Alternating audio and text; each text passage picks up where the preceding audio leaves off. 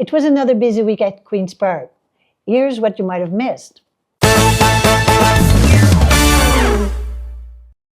Remember when Doug Ford justified gutting OSAP by claiming there was widespread abuse in the system? I've heard some nightmare stories on the other side as well, about kids going out there buying fancy watches and cologne and not needing it, and families making 200 grand. Well, new data from the government itself shows that less than 1% of OSAP funding was later deemed ineligible, and not a single case was referred to police.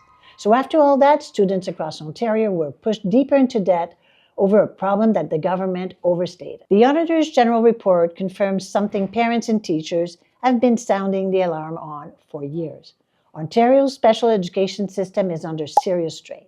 Educational assistants are leaving and not being replaced. Teachers say they don't have the support they need, and some kids are waiting more than a year for assessments they desperately need. Meanwhile, school boards are being forced to spend hundreds of millions more than they receive from this Conservative government just to stop the system from collapsing. And instead of taking responsibility, this government keeps blaming everyone else for a crisis that's happened on their watch. The Auditor General also dropped a very alarming report about commercial truck driver training in Ontario.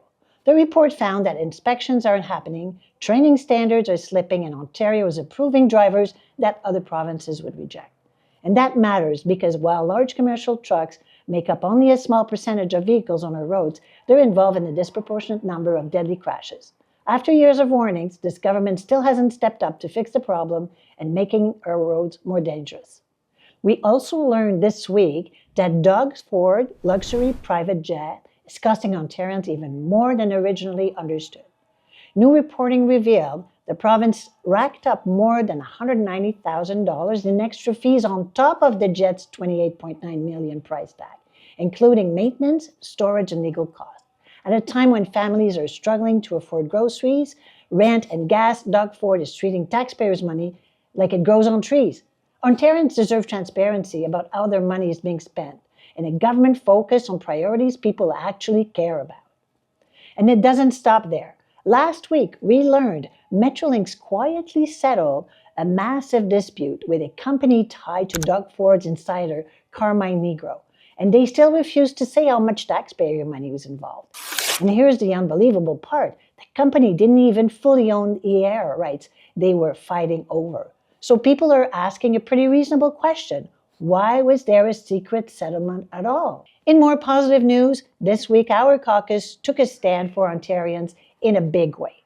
This week, Ontario Liberal MPP Lee Fairclough debated her bill to stop online gambling advertisement. Online gambling ads are everywhere now, on your phone, your TV, your social feeds, and experts are raising alarms about the impact it's having, especially on young people.